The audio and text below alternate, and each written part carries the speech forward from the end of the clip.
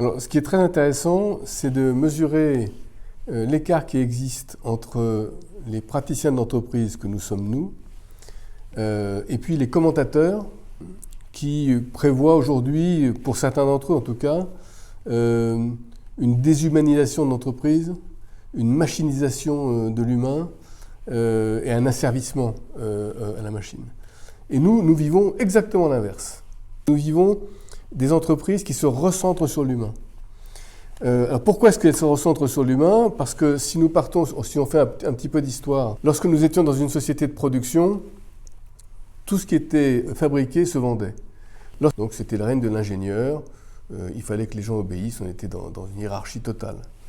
Ensuite, lorsque la concurrence est arrivée, typiquement après la Deuxième Guerre mondiale, mais il a fallu qu'on soit meilleur que les autres. Chaque entreprise devait être meilleure que son concurrent.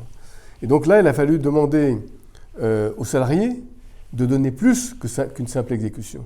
Donc on est passé au contrat avec de la délégation, de l'initiative. Et puis le troisième temps, c'est ce que nous vivons aujourd'hui.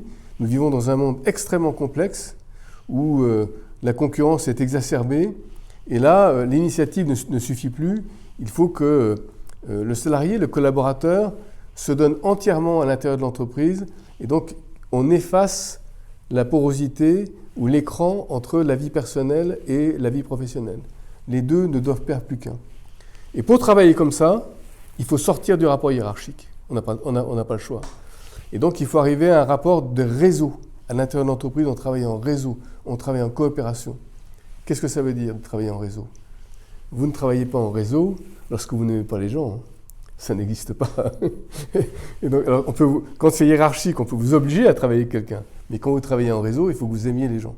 Et donc, il faut créer un rapport d'amour à l'intérieur de l'entreprise, sinon le réseau ne fonctionne tout simplement pas.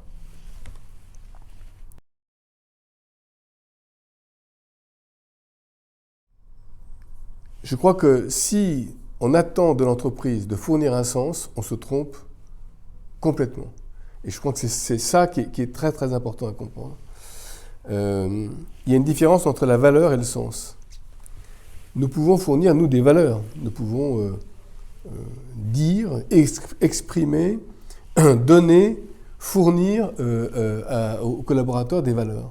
Les valeurs, ce sont des concepts identifiés et qui concernent des choix individuels. On choisit les valeurs. Et l'entreprise propose des valeurs et le salarié peut les choisir. Il peut aussi ne pas les choisir et quitter l'entreprise. Le sens, c'est complètement différent. Moi, je ne peux pas imposer un sens. Le sens, c'est quelque chose de collectif. La valeur, c'est individuel. Le sens, c'est collectif. Et donc, le sens, c'est ça qu'il faut expliquer notamment aux jeunes. Il ne faut pas qu'ils attendent que l'entreprise leur fournisse un sens. C'est eux qui vont fournir le sens à l'entreprise. C'est leur rapport avec l'entreprise, leur interaction avec les autres, qui va fournir le sens à l'entreprise. Donc ça, c'est absolument fondamental à comprendre. Le sens n'est pas un choix personnel que l'on peut trouver sur un rayonnage que l'entreprise mettrait à la disposition de ses salariés. Vous avez des sens, vous pouvez choisir. Non. Le collaborateur doit s'engager, c'est ça le sens de l'engagement, il doit s'engager pour donner un sens à l'entreprise, c'est-à-dire pour respecter ce que disent les autres, pour que les autres le respectent et pour que collectivement, on puisse déterminer un sens. Et donc, ça veut dire qu'il faut donner de soi. Vous voyez où je veux venir? Donner de soi, c'est le don de soi. Le don de soi, c'est la définition de l'amour.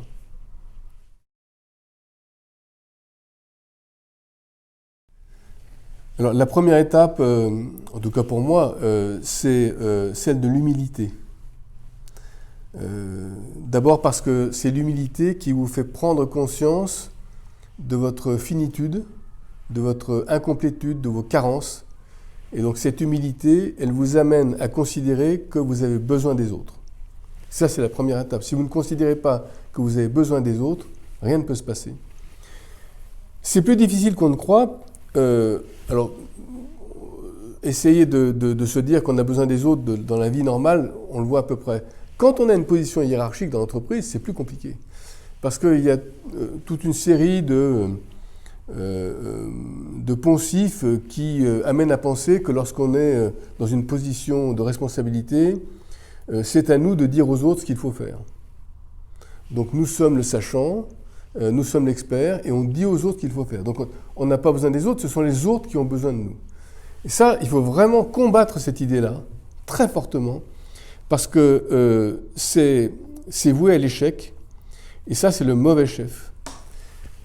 Le vrai chef, c'est celui qui a conscience qu'il a besoin des autres, qui organise le groupe pour que chacun puisse s'y épanouir personnellement, et qui accepte que la prise de décision devienne collective. C'est-à-dire que la prise de décision, ils sont dessaisis, bien sûr qu'ils l'assument, hein, mais elle ne lui appartient plus de manière exclusive. Il fait participer les autres à la prise de décision. Et pour ça, il faut énormément d'humilité. Puis le deuxième sujet de l'humilité, c'est d'accepter de s'exposer.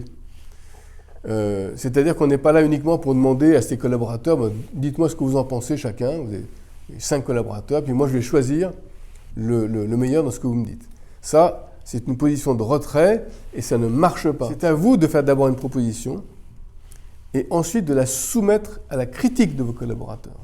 Et la solution, elle va se trouver dans l'altération de ce que vous avez proposé. Et donc il faut accepter que ce que vous avez proposé change sous les remarques de vos collaborateurs, qu'ils le critiquent et même qu'ils le critiquent parfois un peu fortement. Et ça va les impliquer, ça va les engager dans la démarche commune et ça va les encourager à donner le meilleur d'eux-mêmes. Et pour moi, c'est ce qui permet de passer, ce rapport-là, c'est ce qui permet de passer du plaisir ou de la satisfaction et de parvenir à la joie, ce qu'on appelle la joie d'être ensemble.